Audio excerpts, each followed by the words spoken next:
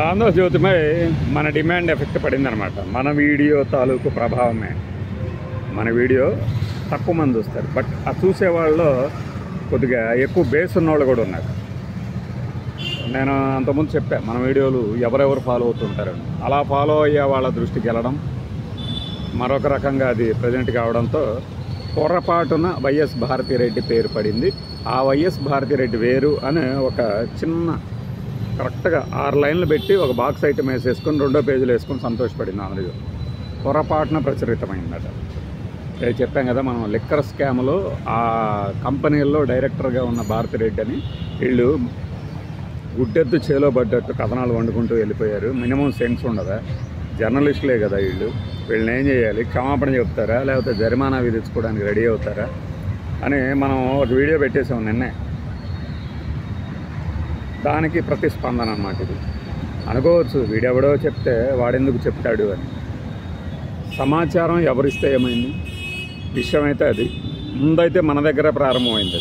అది మాత్రం చాలామందికి తెలుసు. మన రీచ్ తక్కువ కదా, ఎందుకంటే మనం మార్కెటింగ్ చేసుకోం కాబట్టి. సో అది ఎఫెక్ట్. కానీ అక్కడ కూడా చూడండి, పొరపాటున ప్రచురితమైందట. ఏంటి పొరపాటున ప్రచురితమయ్యేది? నీకు ఇప్పుడు సిట్ కానీ ఈడీ కానీ ఎక్కడన్నా ఎంక్వైరీ చేస్తుంది అంటే వాళ్ళ పేర్లు ప్రకటిస్తారు కదా, ముందే నీకు అంత ఆత్రం ఏంటి? ఆ కంపెనీల్లో డైరెక్టర్ అని పేరు తెలిసినప్పుడు ఆ డైరెక్టర్ ఏజ్ ఏంటి, పక్కన జెండర్ ఏంటి, ఆక్యుపేషన్ ఏంటి, ఇది ఆ కంపెనీలో ఇంకా ఇలాంటివి చాలా ఉంటాయి.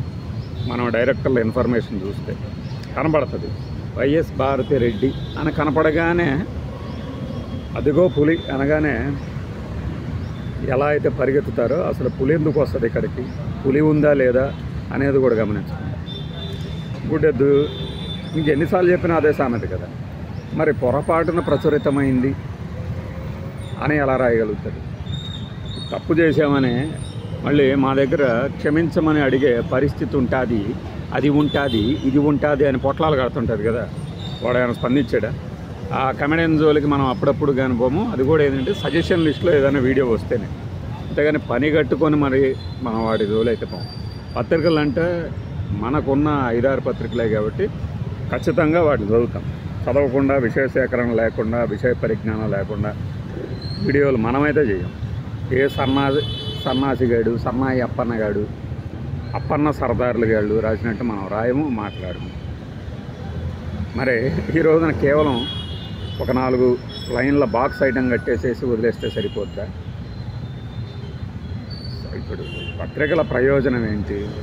వార్త ప్రయోజనము ప్రజలకి ఆ సమాచారం చెప్పడం, లేదంటేనేమో అవగాహన, లేదు స్వామి భక్తి, స్వప్రయోజనం, మన ప్రయోజనం లేదంటే ప్రజల ప్రయోజనం. ఈ 2 వార్తలు. కానీ ఈ వార్తలో ఏముంది? పరనింద తప్పితే.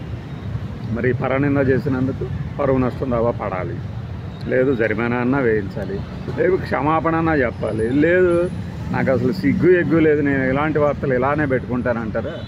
మీకు నిన్న వీడియోలో కూడా చెప్పింది, మీకు శుద్ధులు చెప్పే అర్హత లేదు. మన పేపరు ఇప్పుడు 10 లక్షలు 11 లక్షలు సర్క్యులేషన్ ఉన్న పేపర్లే తప్పులు చేస్తున్నప్పుడు, నాకు 3 లక్షల పేపర్లు, పైగా నేను 3 లక్షల సర్క్యులేషన్, పైగా నేను మసాలా గాడిని అనుకున్న వాళ్ళకి అసలు ఉండదు. ఇంకొకటికి విలువల గురించి చెప్పే ముందు మన విలువ ఏంటో ఆలోచించాలి.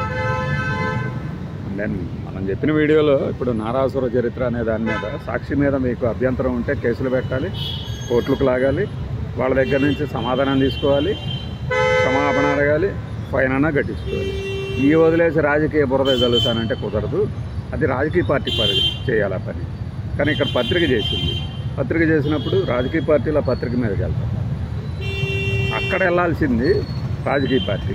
కానీ ఏం జరుగుతుంది? నారాసుర చరిత్ర అంటూ వాళ్ళు రాసినప్పుడు లేదా అని ఈ పత్రికలో వాళ్ళు ప్రశ్నించడం ఏంటి? నీకెందుకు? ఆ పత్రిక మీద ఆ పార్టీ ఏదైతే బాధిత పార్టీ ఉంటుందో వాళ్ళు చేస్తారు, నువ్వు కాదు కదా చేయాల్సింది. నువ్వెవడివి? నువ్వు కరపత్రిక అని ఒప్పుకో, ఓపెన్గా ఒప్పుకో. ఇప్పటికే ఒప్పుకున్నారు చాలాసార్లు. ఓపిక నువ్వు ఒప్పుకున్నప్పుడు నీ దగ్గర నుంచి ఇంతకు మించి మేము ఎక్స్పెక్ట్ చేయము అని వదిలేస్తాం. బాయ్.